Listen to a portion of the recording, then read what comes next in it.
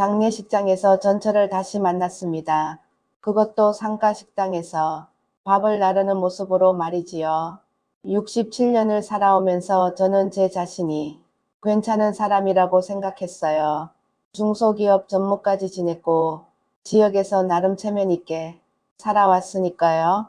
그런데 그날 그 장례식장에서 전처 윤말숙을 보는 순간 제가 얼마나 오만했는지 깨달았습니다. 15년 전 이혼할 때만 해도 저는 확신했어요. 집안을 망신시킨 건 아내였고 제 선택은 옳았다고요.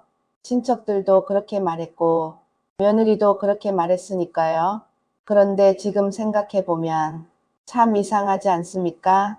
정작 당사자인 말숙의 이야기는 단 한 번도 제대로 들어본 적이 없었거든요. 저는 박정호입니다. 올해 67이고요. 3년 전 회사에서 은퇴했습니다. 외동아들 선우가 있지만 연락이 끊긴 지 오래됐어요. 아들이 왜 저를 멀리하는지도 몰랐습니다. 아니, 알려고 하지 않았던 거겠지요. 오랜 친구 김 회장의 장례식이었어요. 지역 유지들이 많이 모이는 자리였고 저도 조문객으로 참석했습니다.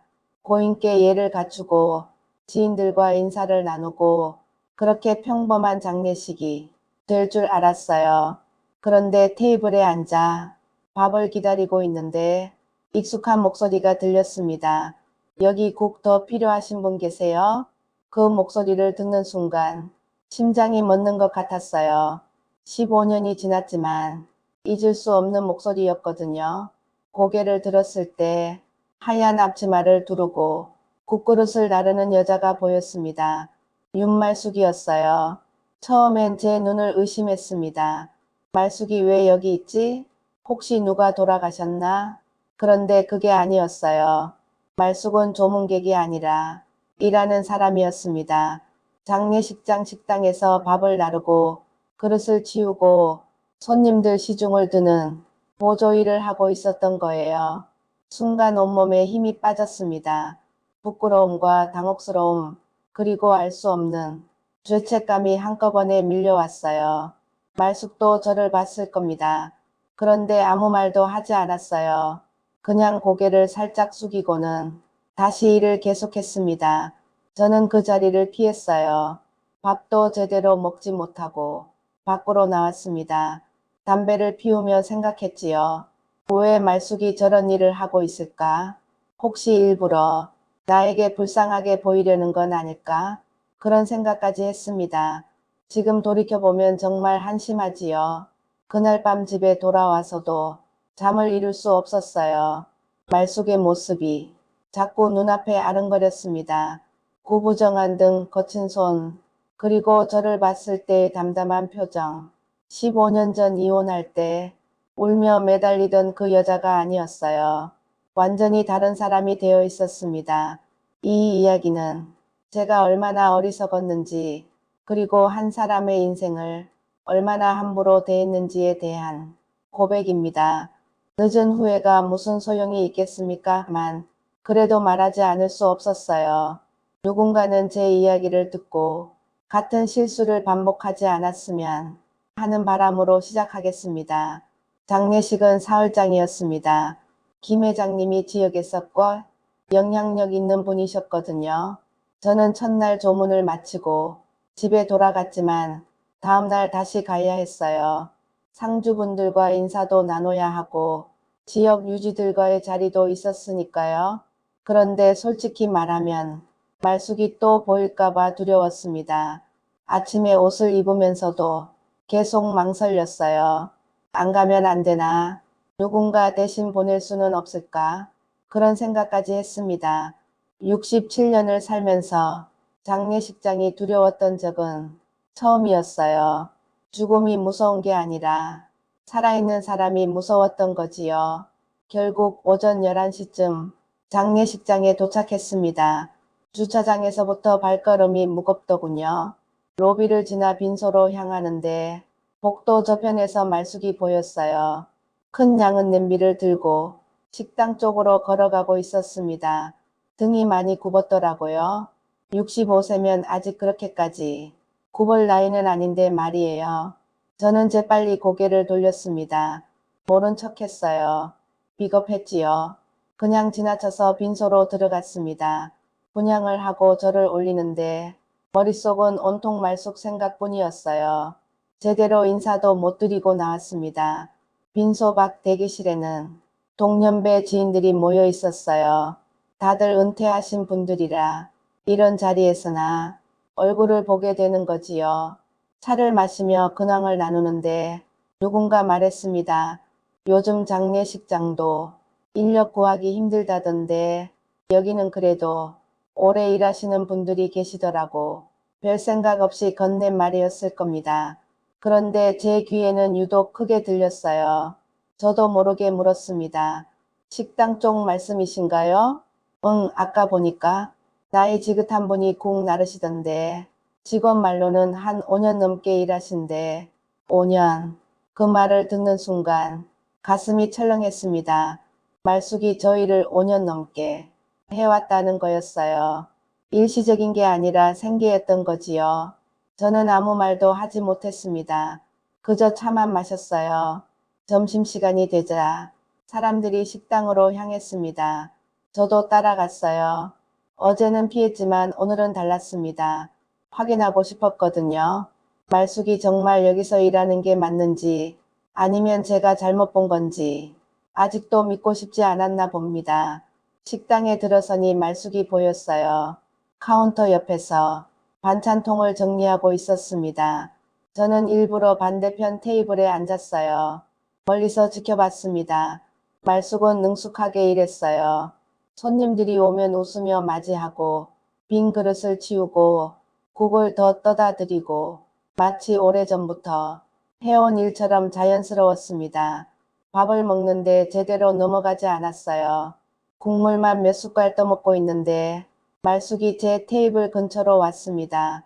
옆 테이블 그릇을 치우러 온 거였어요. 저와 눈이 마주쳤습니다. 순간 시간이 멈춘 것 같았어요. 말숙은 잠깐 멈칫했지만 이내 고개를 숙이고 일을 계속했습니다. 아무 말도 하지 않았어요. 인사도 눈인사도 없었습니다. 그저 낯선 손님을 대하듯 담담하게 지나갔지요. 그게 더 마음이 아팠습니다.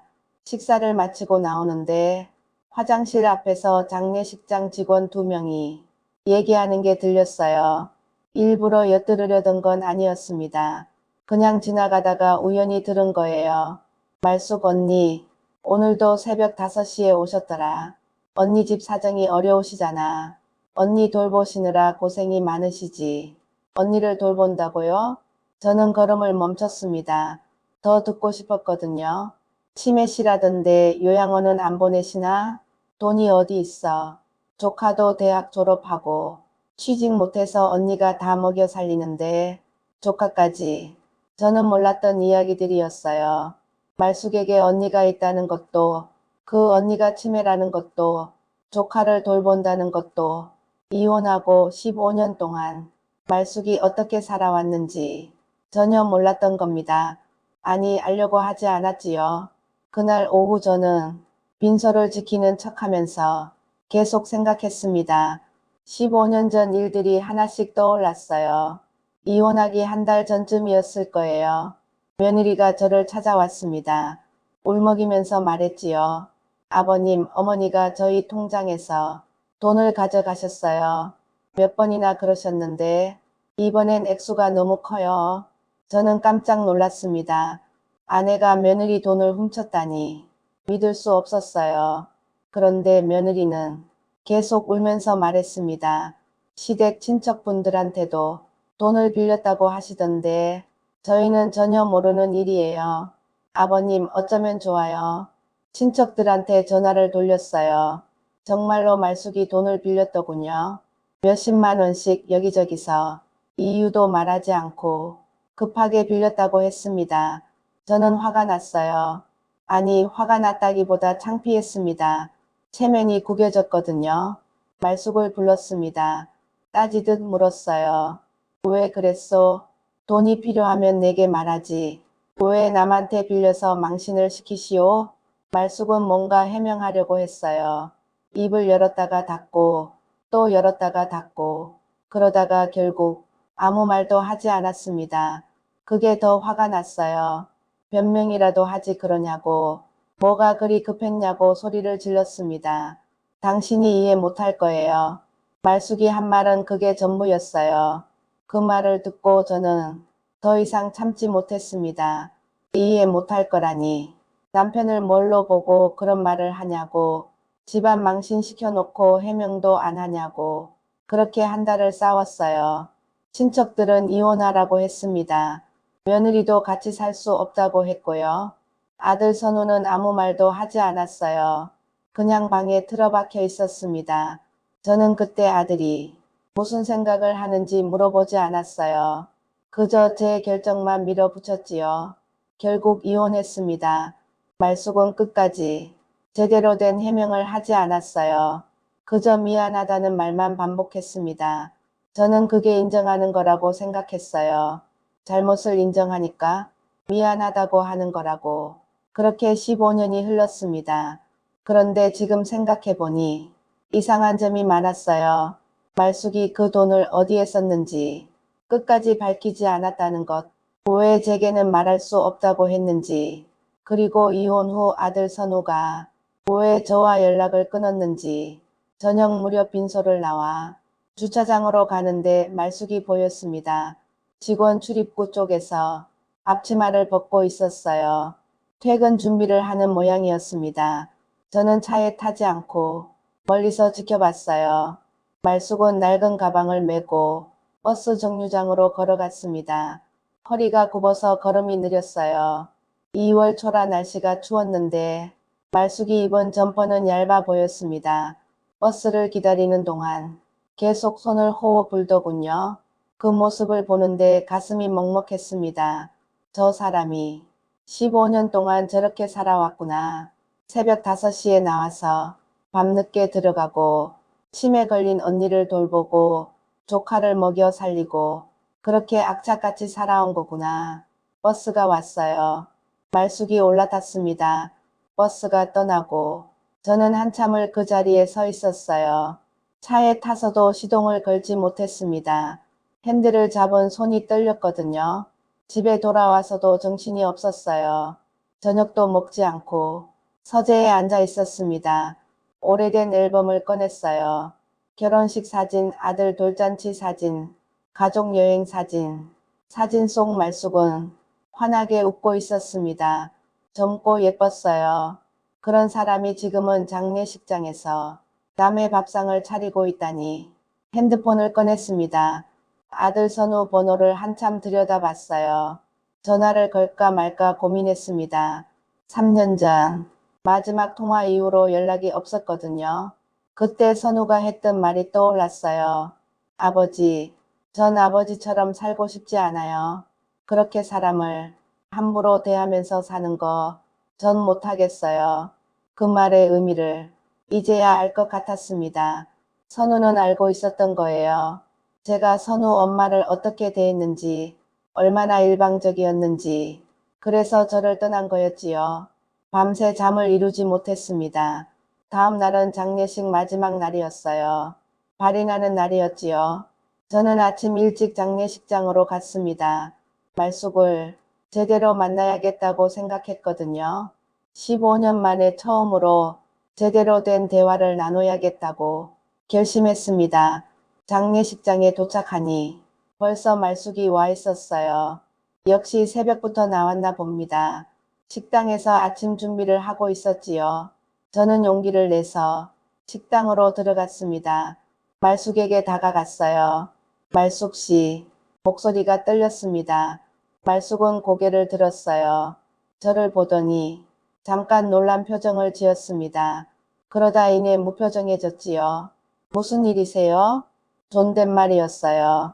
15년을 함께 산 사이인데 남처럼 존댓말을 하더군요. 그게 당연한 건데도 마음이 아팠습니다. 저 할 말이 있어서요. 잠깐 시간 좀 내줄 수 있어? 말숙은 주위를 둘러봤어요. 다른 직원들이 있었거든요. 그러고는 고개를 저었습니다.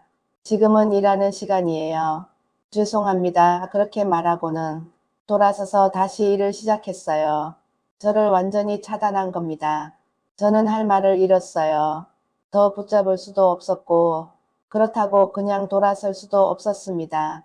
한참을 망설이다가 결국 식당을 나왔어요. 복도를 걷는데 눈물이 났습니다. 67년을 살면서 남 앞에서 우는 건 처음이었어요. 화장실로 급하게 들어가서 세면대에 찬물을 틀었습니다. 얼굴을 씻으면서 생각했어요. 내가 지금 뭘 하고 있는 건가? 15년이나 지났는데 지금 와서 무슨 말을 하겠다는 건가? 그런데 포기할 수 없었습니다. 이대로 끝낼 수는 없었어요. 최소한 미안하다는 말은 해야 했습니다. 그게 제가 할 수 있는 최소한이라고 생각했거든요. 발의는 오전 10시로 예정되어 있었습니다. 그 전까지 시간이 좀 있었어요. 저는 빈소 앞 대기실에 앉아서 말숙이 지나다니는 걸 지켜봤습니다. 마치 연극을 보는 것 같았어요. 무대 위에서 묵묵히 자기 역할을 하는 배우처럼 말숙은 아무 말 없이 일했습니다. 아침 식사 시간이 지나고 손님들이 빠져나가자 말숙은 테이블을 닦기 시작했어요. 하나하나 정성스럽게 닦더군요. 저는 그 모습을 보면서 문득 궁금해졌습니다. 말숙은 지금 무슨 생각을 하고 있을까? 저를 보고 뭘 느꼈을까? 분노일까? 원망일까? 아니면 아무것도 아닐까? 옆 테이블에 앉아있던 중년 여자분이 말숙에게 말을 걸었어요. 언니, 물 좀 주세요. 말숙은 환하게 웃으며 물을 가져다 드렸습니다. 그 웃음이 진짜인지 가짜인지 저는 알 수 없었어요. 손님들 앞에서만 짓는 웃음인지 아니면 원래 저렇게 웃고 사는지 15년 동안 말숙이 어떤 사람이 되었는지 저는 전혀 몰랐습니다. 9시쯤 되자 상주들이 마지막 인사를 준비하기 시작했어요. 발인 전 유가족들이 조문객들께 감사 인사를 드리는 시간이었지요. 저도 자리에서 일어났습니다. 그때 장례식장 총무로 보이는 남자분이 직원들을 모아놓고 뭔가 이야기하는 게 보였어요. 오늘 발인 끝나고 정리 작업이 좀 많을 거예요. 다들 수고해 주시고 특히 말숙 씨는 오후에 다른 상가 준비도 있으니까 미리 체크 좀 해주세요. 오후에 다른 상가 준비까지 쉴 틈도 없이 일하는 거였어요. 저는 가슴이 답답해졌습니다. 저 나이에 저렇게 일해야 하나. 제가 좀 더 잘했더라면, 이혼할 때 재산이라도 제대로 나눠줬더라면 저렇게까지 고생하지 않았을 텐데. 그런데 바로 그 생각을 하면서 깨달았어요. 저는 또 말숙의 입장을 생각하는 척하면서 제 죄책감만 덜려고 하고 있구나. 진짜 말숙이 원하는 게 뭔지, 지금 무슨 생각을 하는지는 여전히 모른 채 혼자 판단하고 있구나. 발인식이 시작됐습니다. 영구차가 출발하고 조문객들이 하나둘 떠났어요. 저도 나가려고 했는데 발걸음이 떨어지지 않았습니다. 이대로 가면 말숙을 다시 못 볼 것 같았거든요. 아니, 못 보는 게 아니라 볼 용기가 없어질 것 같았어요. 주차장으로 가다가 다시 돌아왔습니다. 식당 쪽으로 갔어요. 이미 정리가 한창이었습니다. 말숙은 큰 쓰레기 봉투를 들고 있었어요. 무거워 보였는데도 혼자 끙끙거리며 옮기고 있었지요. 저도 모르게 다가가서 말했습니다. 내가 들어드리겠소. 말숙은 깜짝 놀라 뒤를 돌아봤어요. 저를 보더니 황급히 고개를 저었습니다. 괜찮아요. 제가 할 수 있어요. 아니요, 무거워 보이는데. 손을 뻗으려는데 말숙이 한 발 뒤로 물러섰어요. 제발 그냥 가주세요. 일하는데 방해하지 마세요.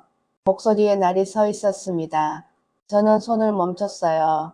말숙은 쓰레기 봉투를 끌고 가버렸습니다. 뒤도 돌아보지 않고요. 저는 그 자리에 우두커니 서 있었어요. 완전히 거부당한 기분이었습니다. 식당 안쪽에서 다른 직원이 나오더니 저를 보고 물었어요.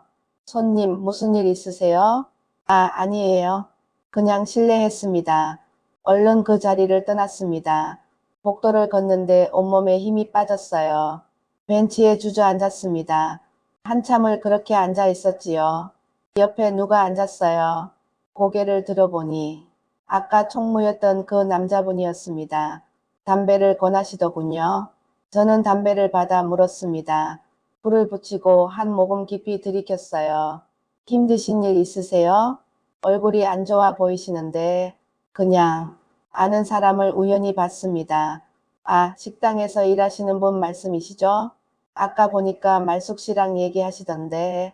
제가 놀라서 쳐다보니까 총무님이 빙그레 웃으셨어요. 여기서 오래 일하다 보면 다 보여요. 말숙 씨 표정 보니까 예사롭지 않더라고요. 저는 담배 연기를 길게 내뱉었습니다. 어떤 분입니까? 아까 말숙 씨가. 총무님은 잠시 생각하더니 대답했어요. 성실한 분이죠. 5년 넘게 일하는데 한 번도 지각이나 결근한 적 없어요. 새벽 5시면 어김없이 나오시고 막내 직원들보다 더 부지런하세요. 그렇군요. 근데 말이 별로 없어요. 점심시간에도 혼자 구석에서 밥 드시고 다른 직원들이랑 잘 안 어울리시더라고요. 처음엔 좀 차가운 분인 줄 알았는데 알고 보니 그게 아니었어요. 무슨 뜻입니까? 한 번은 막내 직원이 실수로 뜨거운 국을 쏟았어요.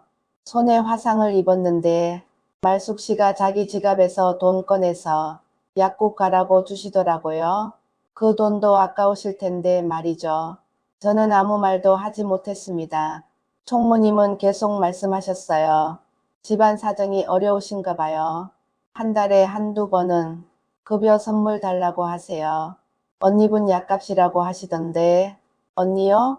네, 치매 걸리신 친정 언니 모시고 산대요. 요양원 보낼 형편이 안 돼서 집에서 직접 돌보신다고요. 조카분도 있는데 취직이 안 돼서 말숙 씨가 다 책임지고 계시죠. 저는 고개를 떨궜습니다. 담배가 손가락 사이에서 타들어가는 것도 모르고 그냥 앉아 있었어요.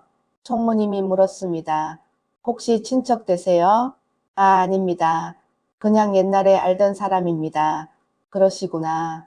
근데 말숙 씨가 좀 경계하시는 것 같던데 혹시 안 좋은 일 있으셨어요? 저는 대답하지 못했어요. 총무님도 더 묻지 않으셨습니다. 담배를 끄고 일어나시더니 말씀하셨어요. 뭐 제가 참견할 일은 아니지만요. 말숙 씨 같은 분이 이 일 계속 하시는 게 안쓰럽긴 해요. 나이도 있으신데 몸이 많이 안 좋으시거든요. 몸이 안 좋다고요? 허리가 많이 안 좋으세요. 병원 가보라고 해도 돈 아깝다고 안 가시고 진통제만 드시면서 버티시더라고요. 총무님은 그렇게 말하고 가셨어요. 저는 한참을 더 앉아 있었습니다. 머릿속이 복잡했거든요. 말숙이 아프다는 것, 그런데도 일해야 한다는 것, 언니와 조카를 돌본다는 것, 하나하나가 제 가슴을 짓눌렀습니다. 점심시간이 되었어요. 저는 또 식당으로 갔습니다. 이번엔 말숙한테 다가가지 않았어요. 그냥 구석 테이블에 앉아서 밥을 주문했습니다. 멀리서 말숙을 지켜봤지요. 말숙은 손님들에게 밥을 나르고 있었어요. 그런데 자세히 보니 걸을 때마다 얼굴을 찡그렸습니다. 허리가 아픈 게 분명했어요. 그래도 참으면서 일했습니다. 웃으면서 손님들을 대했고요. 밥을 먹다가 말숙이 제 테이블 쪽으로 오는 게 보였어요. 국을 더 가져오려는 모양이었습니다. 저는 고개를 숙였어요. 말숙은 제 앞을 지나가면서 국그릇을 내려놓았습니다. 국 더 드세요. 목소리가 기계적이었어요. 감정이 전혀 없었습니다. 저는 고개를 들어 말숙을 봤어요. 고맙소. 말숙은 대답하지 않았습니다. 그냥 돌아섰어요. 그 뒷모습을 보는데 가슴이 미어졌습니다. 저 사람이 15년 동안 나를 어떻게 생각하며 살았을까? 원망했을까? 증오했을까? 아니면 잊었을까? 밥을 다 먹고 조심스럽게 말숙에게 말을 걸었어요. 말숙 씨, 퇴근 후에 잠깐 시간 좀 낼 수 있어? 없어요. 한마디로 잘라 말하더군요. 할 말이 있어. 중요한 이야기요. 들을 말 없어요. 그리고 저도 할 말 없고요. 말숙은 다음 손님을 받기 시작했습니다. 저를 완전히 무시한 거예요. 저는 할 수 없이 물러섰습니다. 밖으로 나와서 담배를 피웠어요. 손이 떨렸습니다. 화가 났어요. 아니, 화가 났다기보다는 답답했습니다. 말숙이 왜 저렇게까지 저를 거부하는지 이해가 안 됐거든요. 물론 이혼했지만 그래도 한때는 부부였잖아요. 이야기 정도는 나눌 수 있는 거 아닙니까? 그런데 곰곰이 생각해보니 제가 이상한 거였어요.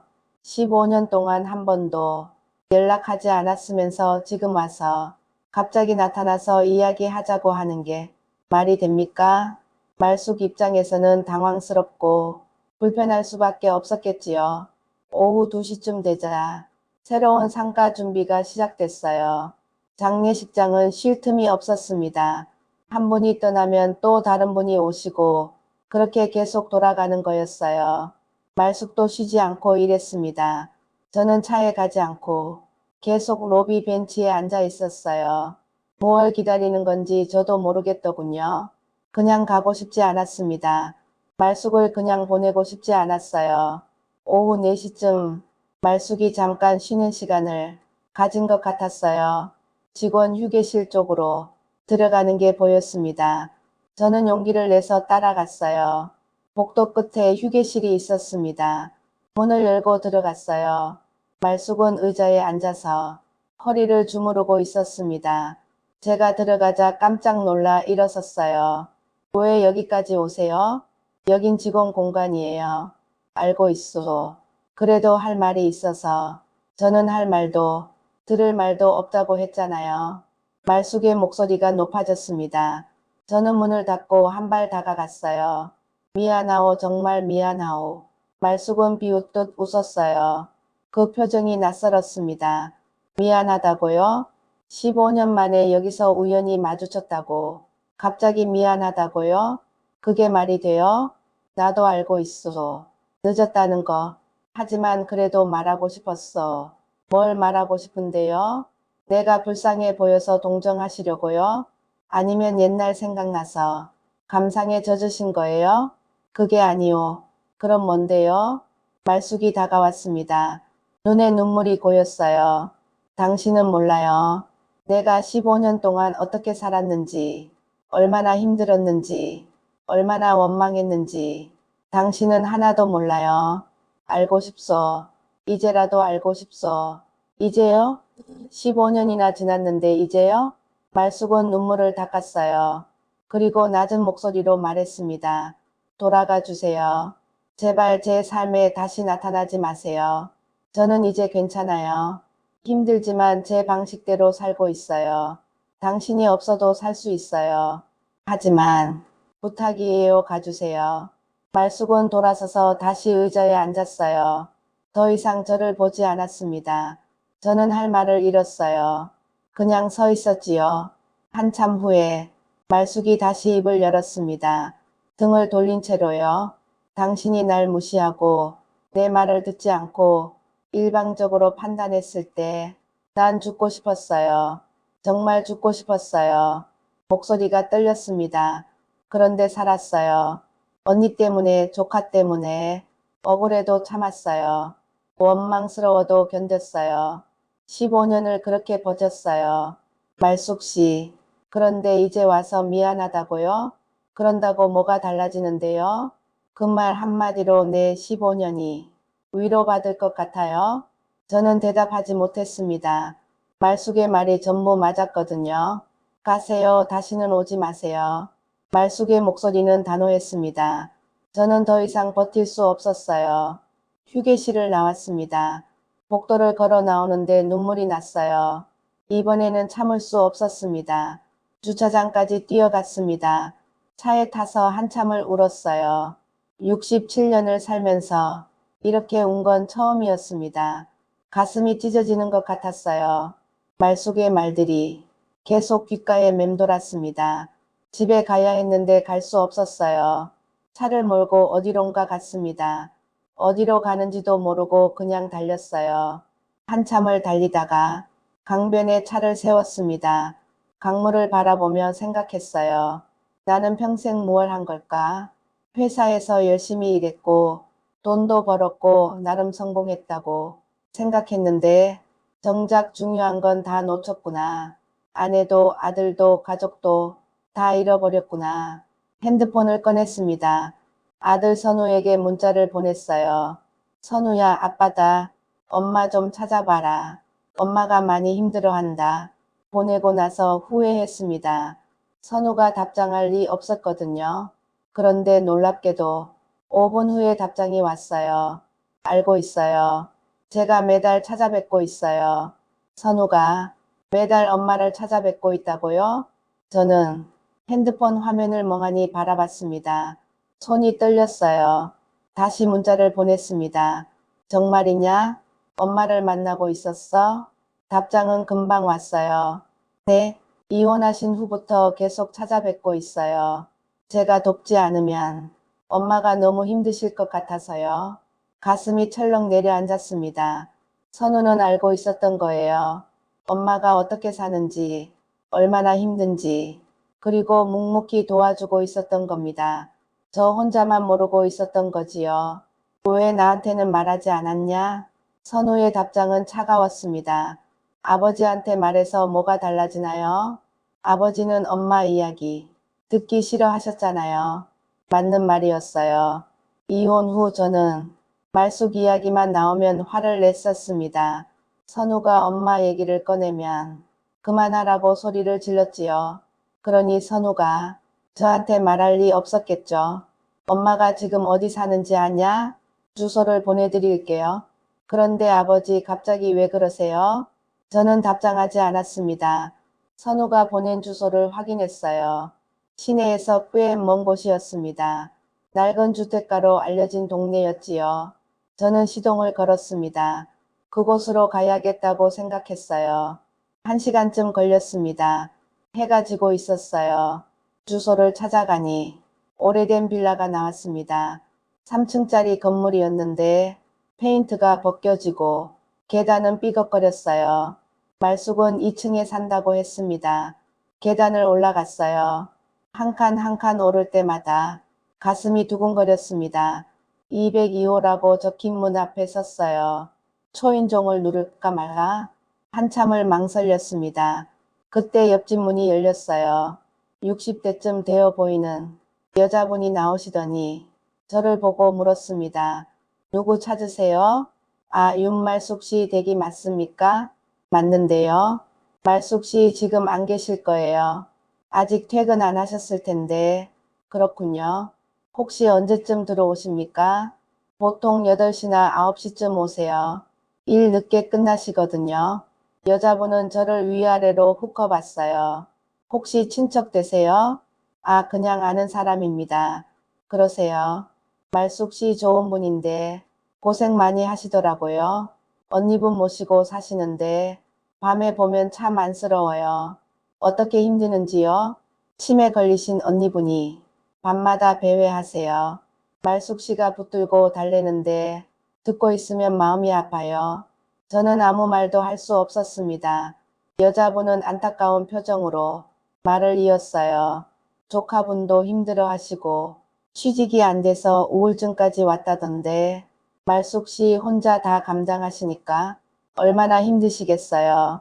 고맙습니다. 나중에 다시 오겠습니다. 저는 계단을 내려왔어요. 건물 앞 골목에 차를 세우고 기다렸습니다. 말숙이 올 때까지 기다리기로 했거든요. 몇 시간이라도 기다릴 생각이었어요. 8시가 넘어가자 주변이 어두워졌습니다. 골목에 가로등이 희미하게 켜졌어요. 저는 차 안에서 라디오를 들으며 기다렸습니다. 배도 고팠지만 차에서 내릴 수 없었어요. 말숙을 놓칠까봐 그랬습니다. 8시 40분쯤 버스 정류장 쪽에서 말숙이 걸어오는 게 보였어요. 천천히 걸었습니다. 허리를 구부리고요. 무거운 가방을 들고 있었어요. 저는 차에서 내렸습니다. 말숙 씨. 말숙은 걸음을 멈췄어요. 저를 보더니 놀란 표정을 지었습니다. 어떻게 여길 알고 왔어요? 선우한테 들었어. 선우가요? 말숙의 얼굴이 굳었습니다. 선우한테 연락했어요? 왜요? 무슨 권리로 선우한테 연락해요? 미안하오. 하지만 할 말이 있어서. 전 없다고 했잖아요. 몇 번을 말해야 알아들으세요? 말숙은 저를 지나쳐 가려고 했어요. 저는 말숙 앞을 막았었습니다. 제발 들어주시오. 딱 한 번만. 그 후엔 다시 나타나지 않겠소. 말숙은 저를 노려봤어요. 그러다가 한숨을 쉬었습니다. 5분만 드릴게요. 고맙소. 말숙은 가방을 내려놓고 골목 담벼락에 기댔어요. 피곤한 얼굴이었습니다. 그래요, 뭐가 그렇게 하고 싶은 말이에요? 저는 한참을 말을 잇지 못했습니다. 뭐부터 말해야 할지 모르겠더군요. 말숙은 기다렸어요. 차갑게요. 15년 전 이혼할 때 말이요. 그게 뭐요? 당신이 왜 돈을 빌렸는지 당신 해명을 제대로 듣지 않았어. 나는 그냥 친척들 말만 믿고 며느리 말만 믿고 판단했어. 말숙은 비웃었어요. 이제 와서 그걸 깨달은 거예요? 미안하오, 정말 미안하오.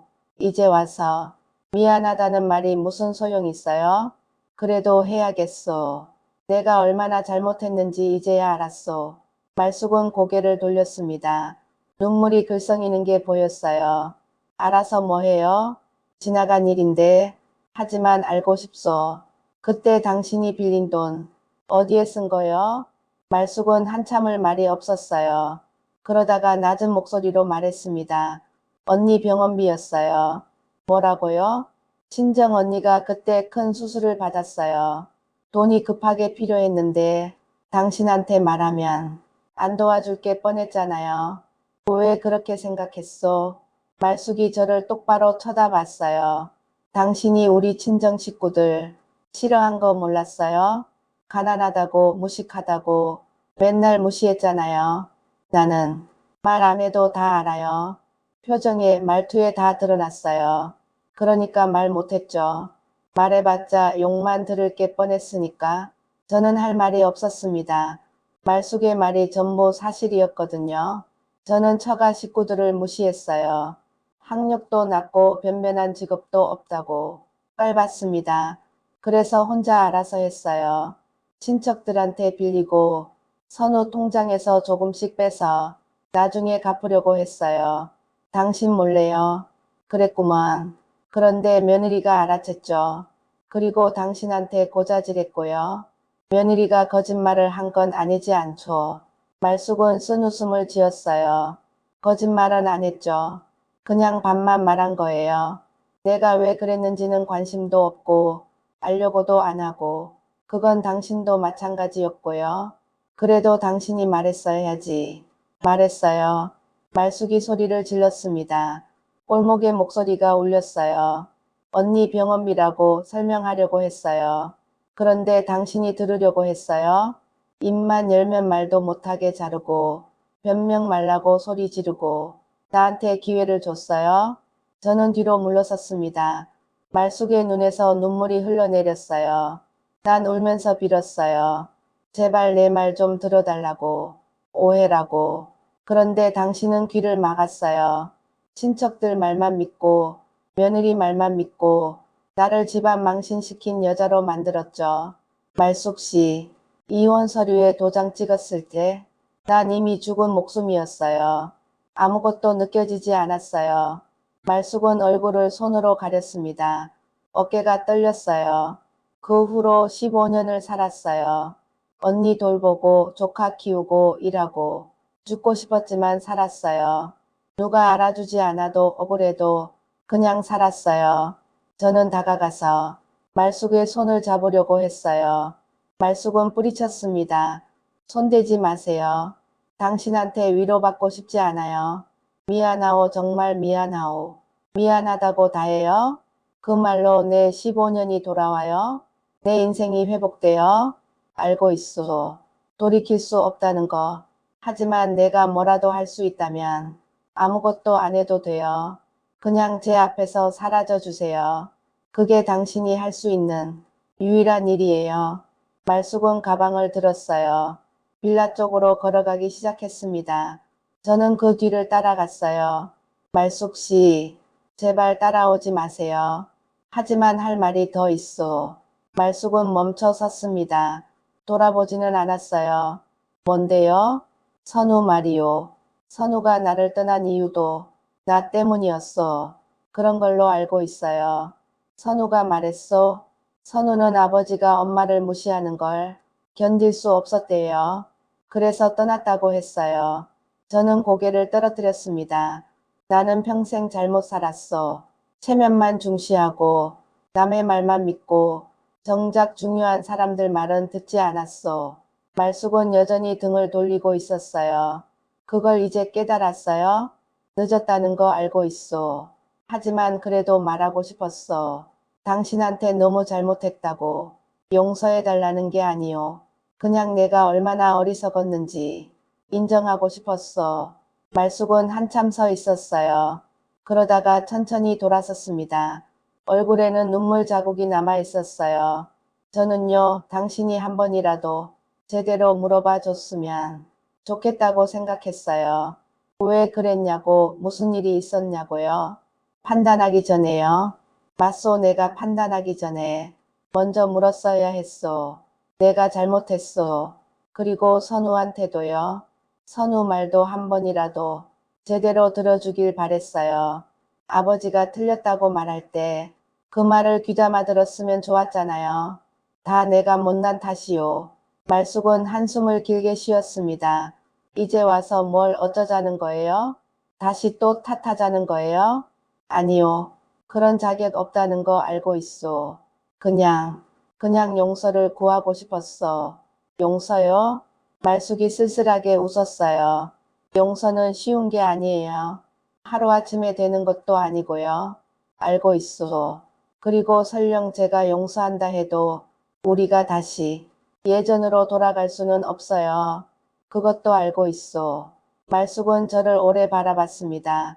그 눈빛에는 분노도 원망도 아닌 그저 깊은 슬픔만 있었어요. 당신 때문에 많이 울었어요. 많이 힘들었어요. 하지만 이제는 괜찮아요. 적응했어요.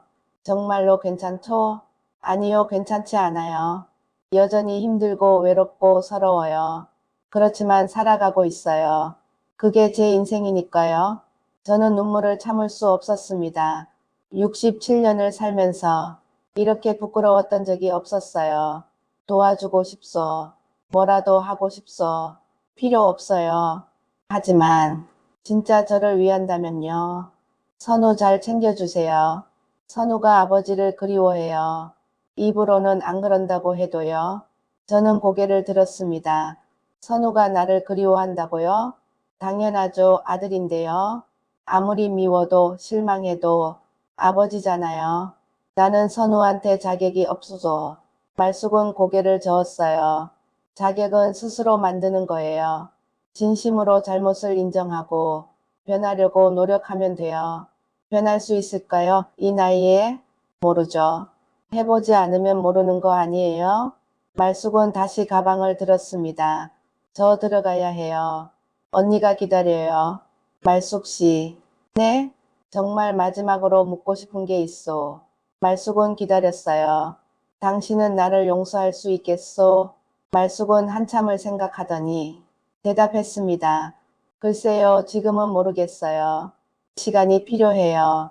시간이요? 네. 그리고 당신이 정말로 변했는지 봐야 해요. 말로만 미안하다고 하는 게 아니라 행동으로 보여줘야 해요. 어떻게 해야 하오?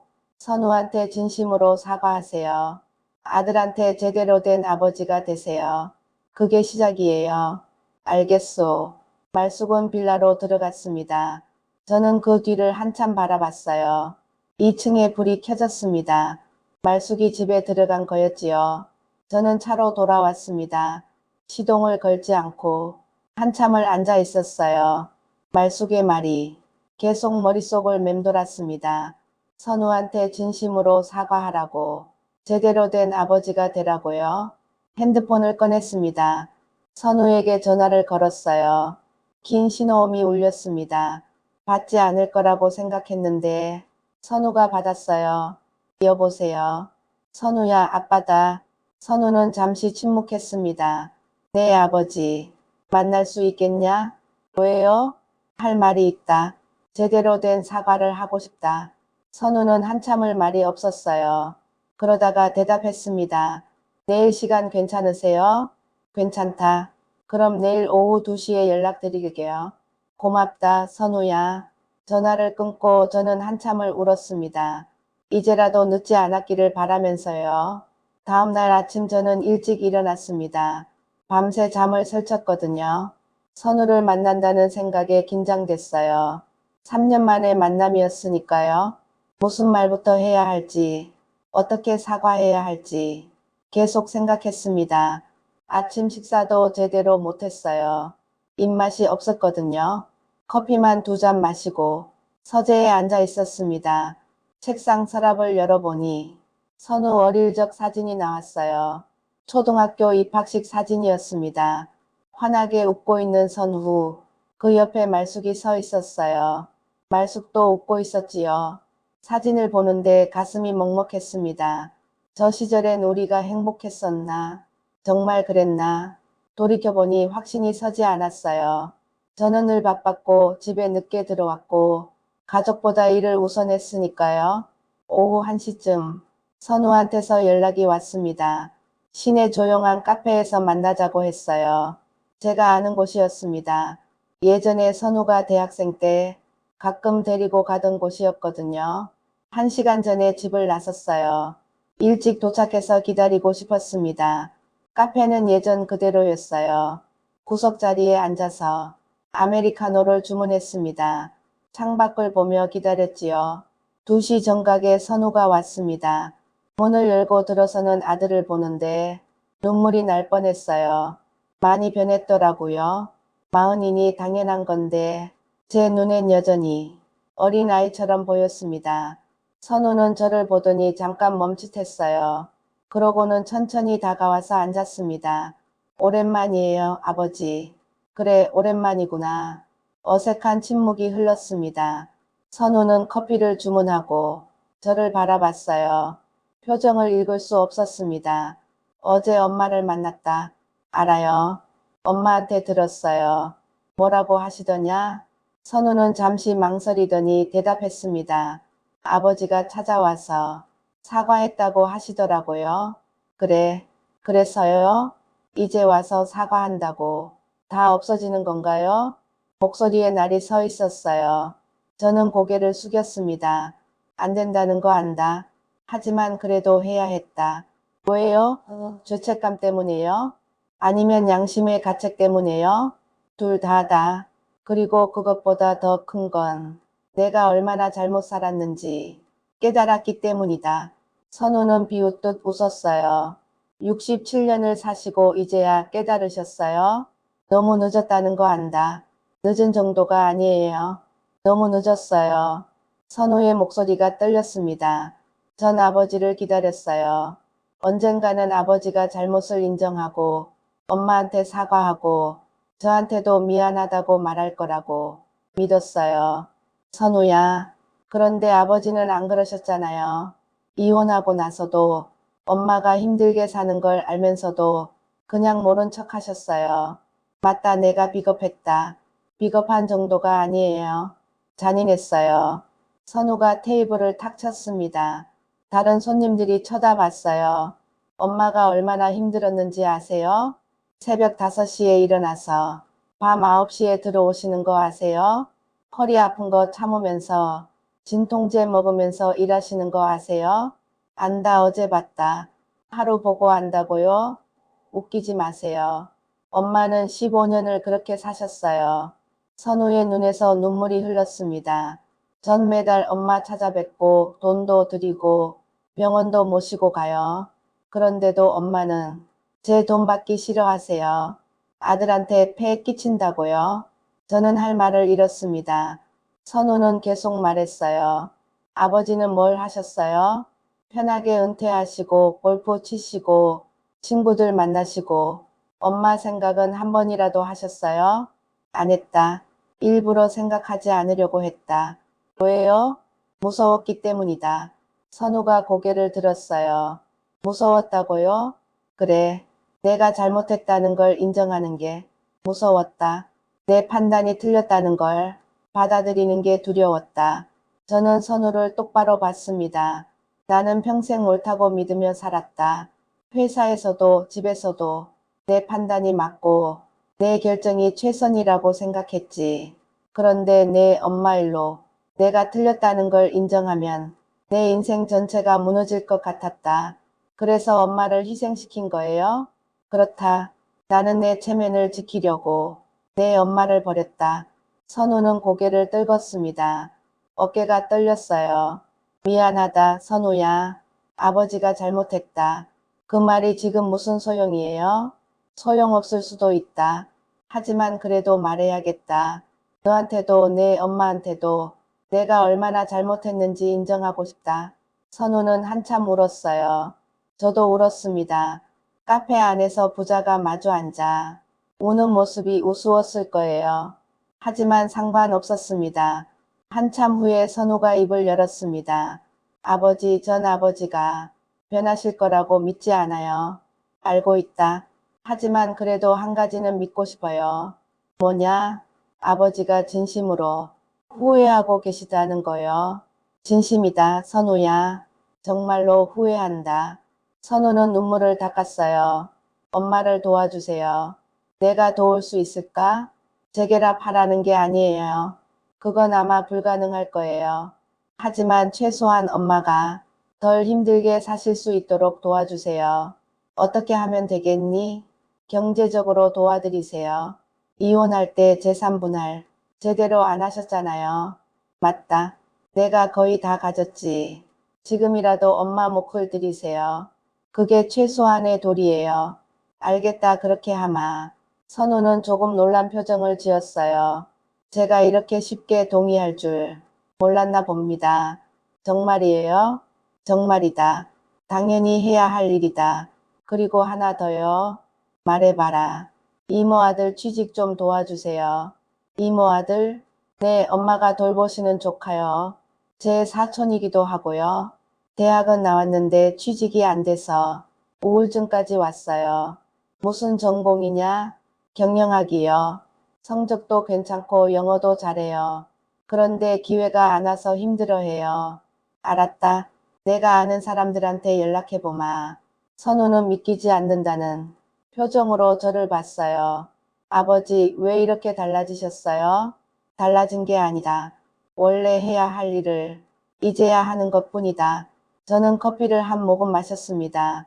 선우야, 나는 늙어서야 깨달았다.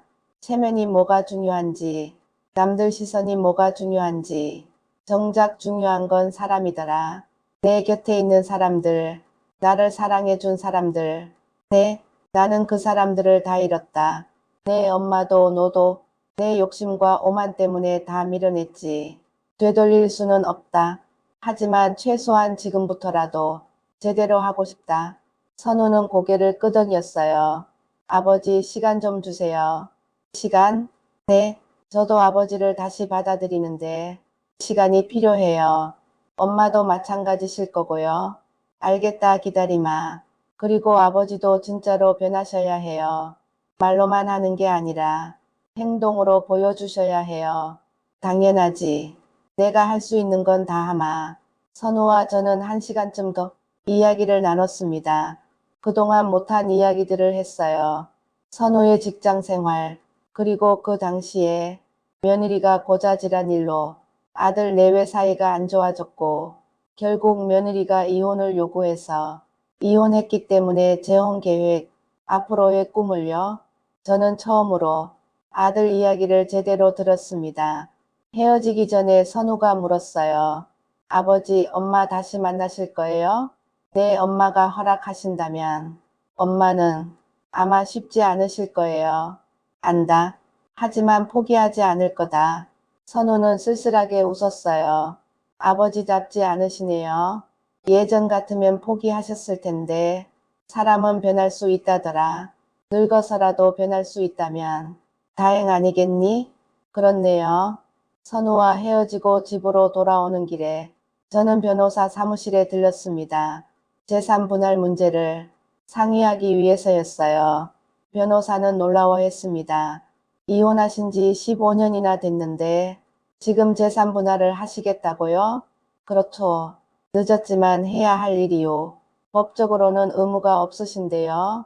알고 있소. 하지만 도리상 해야 하는 일이요. 변호사는 서류를 준비해 주겠다고 했습니다. 제 재산의 절반을 말숙에게 주기로 했어요. 집도 예금도 전부요. 집에 돌아와서 저는 편지를 썼습니다. 말숙에게 보내는 편지였어요. 직접 만나서 말하고 싶었지만 말숙이 아직 저를 만나고 싶어 하지 않을 것 같았거든요. 편지에는 제 진심을 담았습니다. 얼마나 잘못했는지, 얼마나 후회하는지, 앞으로 어떻게 하고 싶은지 한자 한자 정성껏 썼어요. 편지를 쓰면서 생각했습니다. 저는 평생 무엇을 했나. 돈을 벌고 지위를 얻고 체면을 지키느라 정작 중요한 것들은 다 놓쳤구나. 사랑하는 사람들에게 잘해주지 못했고 그들의 말을 듣지 않았고 제 고집만 부렸구나. 67년을 살아보니 알겠더군요. 인생에서 가장 중요한 건 사람이라는 걸. 돈도 지위도 체면도 결국은 다 허상이에요. 죽을 때 가져갈 수 있는 건 아무것도 없습니다. 남는 건 사람들과의 관계, 그리고 추억뿐이지요. 저는 말숙과의 추억을 떠올렸습니다. 처음 만났을 때, 결혼식 날, 선우가 태어났을 때 행복했던 순간들이 분명 있었어요. 그런데 언제부턴가 저는 그 행복을 당연하게 여겼습니다. 말숙의 노력을, 희생을, 사랑을 당연하게 받아들였지요. 편지를 다 쓰고 봉투에 넣었습니다. 내일 말숙에게 전달하기로 했어요. 선우를 통해서요. 그날 밤 저는 오랜만에 편안하게 잠들었습니다. 여전히 죄책감은 있었지만 이제라도 제대로 된 일을 시작했다는 안도감도 있었거든요. 다음 날 아침 선우에게 편지를 전달했습니다. 선우는 편지를 받아들고 물었어요. 엄마한테 드리라는 거죠? 그래. 그리고 이것도 전해다오. 저는 재산 분할 서류를 건넸습니다. 선우는 서류를 보더니 눈이 커졌어요. 이게 뭐예요? 내 엄마 몫이다. 15년 늦었지만 드려야 할 것들이지. 아버지. 그리고 조카 취직권도 알아봤다. 다음 주에 면접 보라고 해라. 내가 아는 회사 인사팀장한테 연락해뒀다. 선우는 할 말을 잃은 표정이었어요. 정말 변하신 거 맞네요. 변한 게 아니라 원래 이렇게 했어야 하는 건데 너무 늦게 깨달은 거지. 선우는 서류를 꼭 안았습니다. 엄마가 뭐라고 하실지 모르겠어요. 뭐라고 하시든 괜찮다. 당연히 받으셔야 할 것들이니까. 선우와 헤어지고 저는 혼자 산책을 나갔습니다. 공원을 걷는데 노부부가 보였어요. 손을 잡고 천천히 걷고 있었습니다. 그 모습을 보는데 가슴이 아렸어요. 저도 말숙과 저렇게 늙어갈 수 있었을 텐데 손잡고 산책하고 함께 웃고 서로를 의지하며 살 수 있었을 텐데 제가 좀 더 겸손했더라면, 좀 더 귀 기울였더라면, 좀 더 사랑했더라면. 하지만 후회해도 돌아갈 수는 없었습니다. 할 수 있는 건 지금부터라도 제대로 하는 것뿐이었어요. 일주일 후 선우한테서 연락이 왔습니다. 말숙이 서류를 받았다고 했어요. 엄마가 처음엔 안 받으시려고 하셨어요. 그랬겠지. 그런데 제가 설득했어요. 아버지가 진심이라고 엄마가 받으셔야 한다고요. 고맙다, 선우야. 엄마가 편지 읽으시고 우셨어요. 저는 아무 말도 하지 못했습니다. 아버지, 엄마가 만나자고 하세요. 정말이냐? 네, 이번 주 토요일 엄마 집 근처 국밥집에서요. 알겠다. 꼭 가마. 전화를 끊고 저는 한참을 가만히 앉아 있었습니다. 말숙이 저를 만나준다니, 기회를 준다니 감사했어요. 토요일이 왔습니다. 저는 일찍 준비하고 국밥집으로 갔어요. 말숙은 이미 와 있었습니다. 구석자리에 앉아서 물을 마시고 계셨지요. 말숙 씨. 말숙은 고개를 들었어요. 표정이 예전보다는 부드러워 보였습니다. 앉으세요. 저는 마주 앉았습니다. 한참 침묵이 흘렀어요. 말숙이 먼저 입을 열었습니다. 편지 잘 받았어요. 읽어주셔서 고맙소. 그리고 서류도요. 그런데 너무 많아요.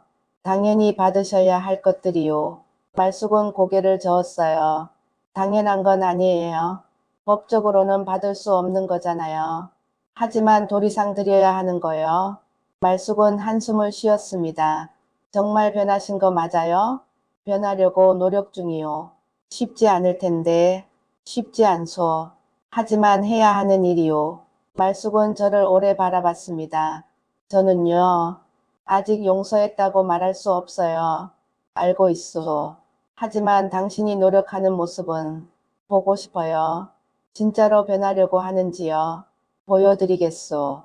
시간이 걸리더라도요. 국밥이 나왔습니다. 우리는 함께 밥을 먹었어요. 말없이요. 하지만 그 침묵이 불편하지만은 않았습니다. 밥을 다 먹고 말숙이 말했습니다. 가끔 이렇게 만나요. 밥이나 차 한잔 하면서요. 좋고 언제든 연락 주시오. 그리고 천천히 얘기해요. 우리 이야기요. 고맙소, 말숙씨.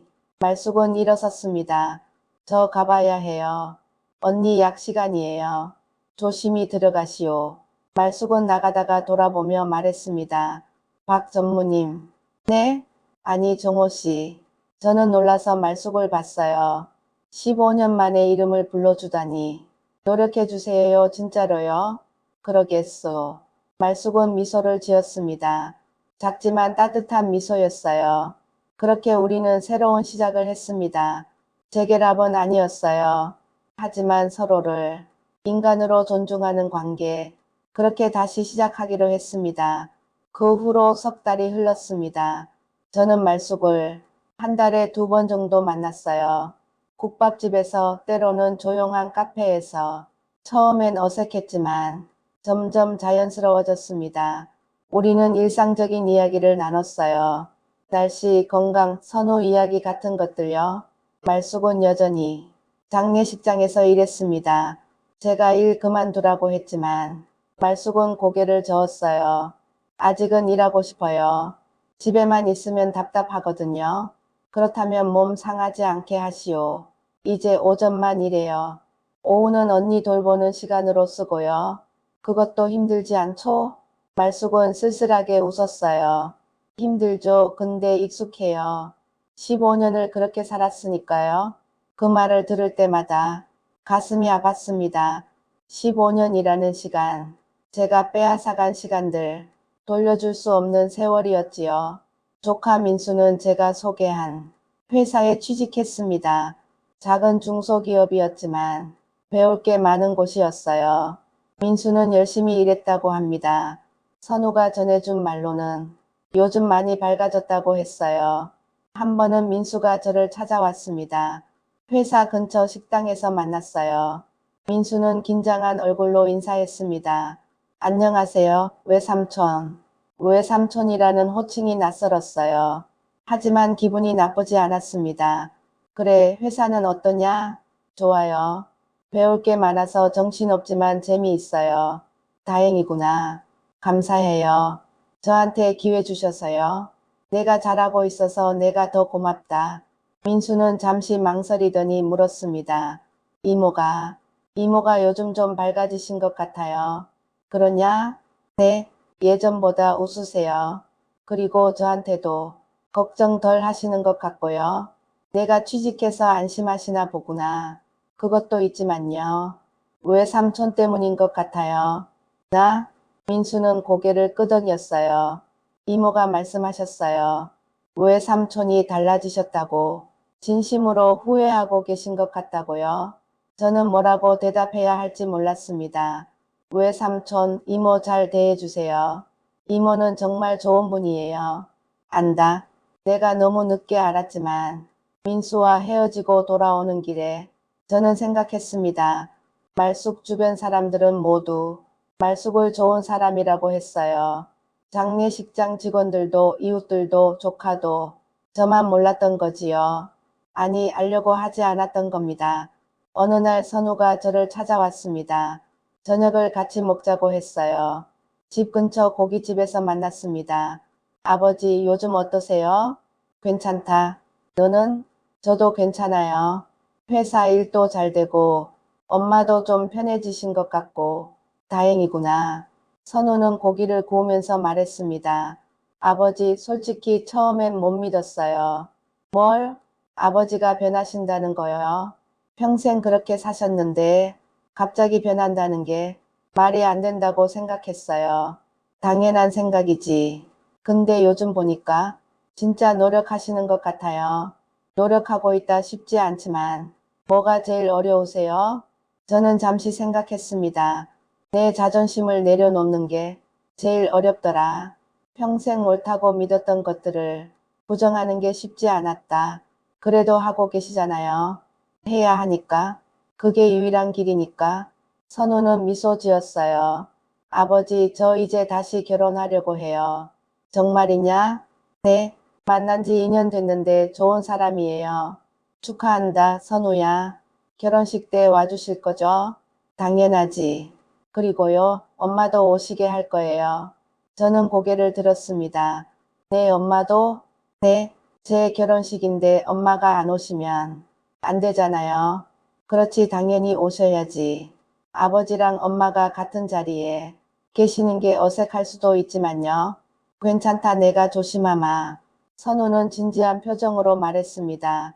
아버지, 엄마한테 잘해주세요. 강요하지 말고 서두르지 말고 그냥 묵묵히 곁에 있어 주세요. 그렇게 하마. 그리고 엄마가 힘들어 하시면 도와주시고요. 당연하지. 엄마는요, 인정받고 싶어 하세요. 존중받고 싶어 하시고요. 알겠다. 선우는 웃었어요. 아버지도 이제 배우시는 거예요. 늦었지만요. 늦어도 배워야지. 안 배우는 것보다는 낫지 않겠니? 그날 밤 집에 돌아와서 저는 오래된 일기장을 꺼냈습니다. 젊었을 때 쓰던 일기였어요. 한참을 읽어 내려가다가 결혼 초기에 쓴 글을 발견했습니다. 말숙과 결혼했다. 좋은 사람이다. 나를 믿고 따라준다. 행복하게 해줘야겠다. 그때는 진심이었어요. 정말로 말숙을 행복하게 해주고 싶었습니다. 그런데 언제부턴가 그 마음을 잊어버렸지요. 일이 바빴고 돈을 벌어야 했고 승진해야 했고 그러다 보니 말숙은 뒷전이 됐습니다. 다음 주 토요일 말숙을 만났습니다. 이번엔 공원에서 만났어요. 날씨가 좋았거든요. 벤치에 나란히 앉아서 이야기를 나눴습니다. 정호 씨, 선우 결혼한다고 들었어요. 그렇죠. 좋은 소식이지요. 축하해요. 드디어 손자 보시겠네요. 당신도 할머니 되시는 거요. 말숙은 웃었어요. 오랜만에 보는 환한 웃음이었습니다. 손주 보는 게 꿈이었는데 이제 이루어지네요. 좋은 할머니 되실 거요. 정호 씨도 좋은 할아버지 되세요. 노력하겠소. 우리는 한참을 침묵했습니다. 불편한 침묵이 아니라 편안한 침묵이었어요. 공원에는 봄꽃이 피어 있었습니다. 말숙이 조용히 물었습니다. 정호 씨는 후회하세요? 매일 후회하오. 뭘 제일 후회하세요? 당신 말을 듣지 않은 것, 당신을 믿지 않은 것, 그리고 무엇보다 당신을 존중하지 않은 것. 말숙은 고개를 끄덕였어요. 전 이제 괜찮아요. 정말이요? 완전히 괜찮은 건 아니지만요. 그래도 많이 나아졌어요. 정호 씨가 노력하는 모습 보니까 조금씩 풀리는 것 같아요. 고맙소. 뭐가요? 기회를 줘서 다시 시작할 수 있게 해주셔서. 말숙은 제 손을 가볍게 두드렸어요. 우리 천천히 가요. 서두르지 말고요. 그렇게 하겠소.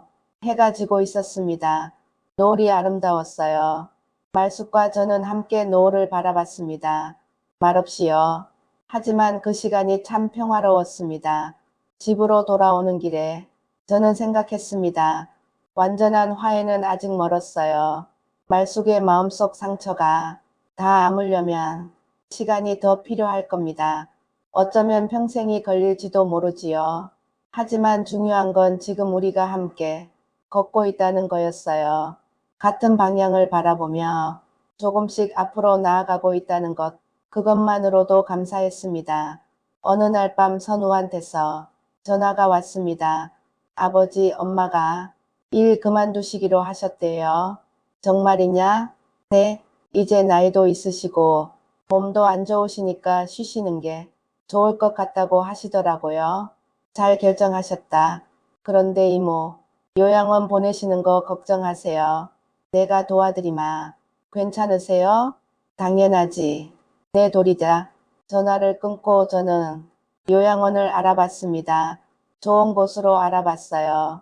말숙 언니가 편하게 지낼 수 있는 곳으로요. 비용은 제가 부담하기로 했습니다.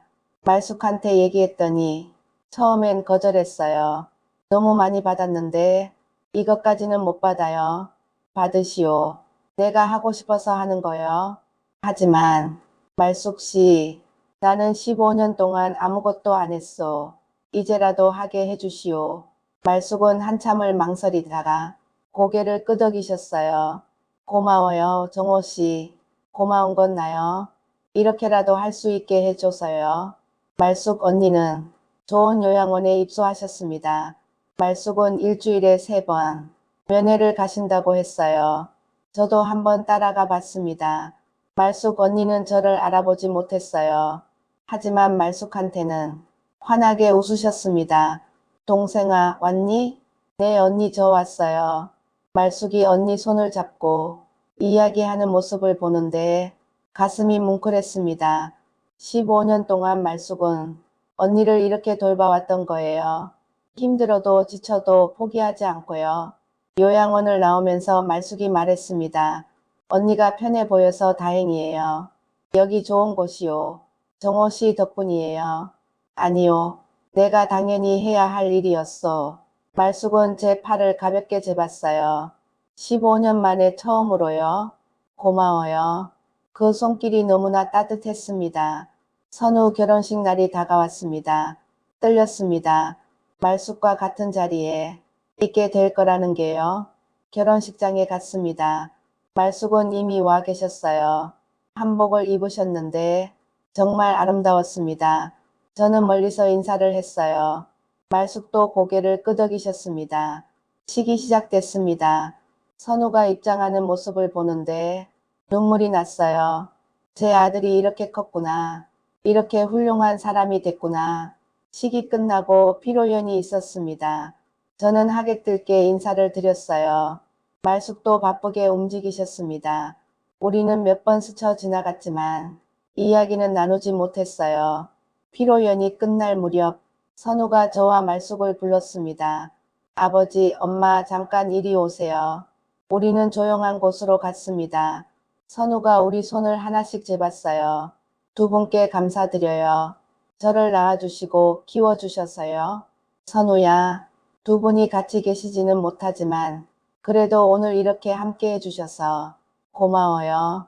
말숙이 눈물을 흘렸습니다. 저도 울었어요. 앞으로도 잘 지내주세요. 서로 미워하지 말고 존중하면서요. 그렇게 하마, 선우야. 말숙도 고개를 끄덕였어요.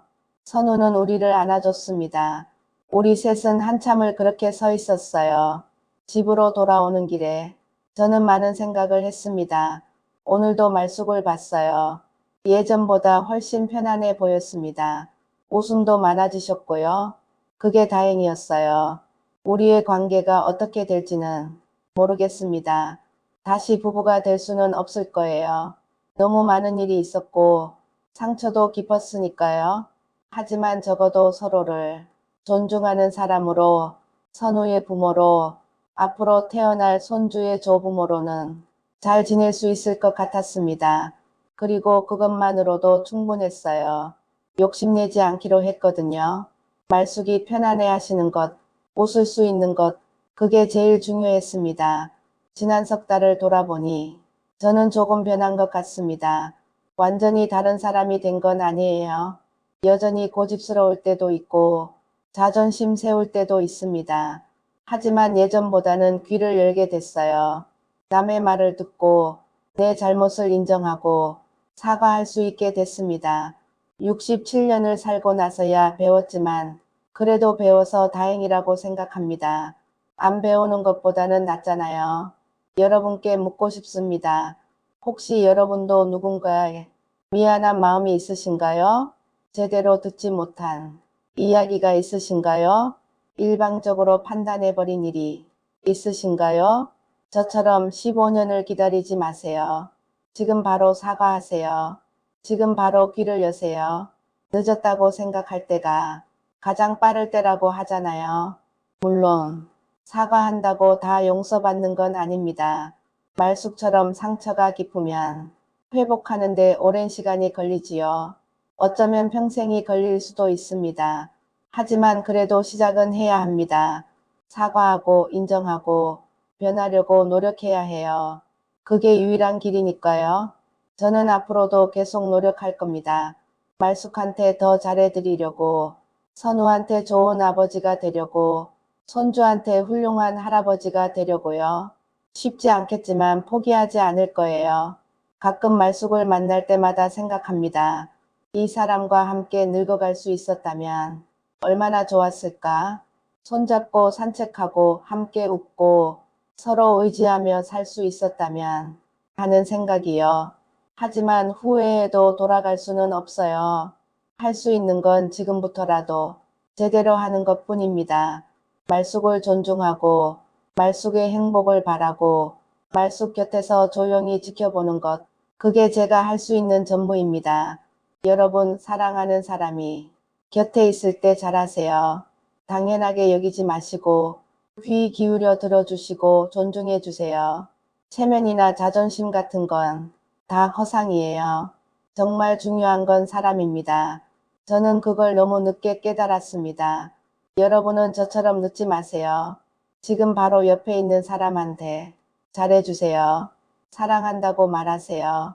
미안하다고 사과하세요.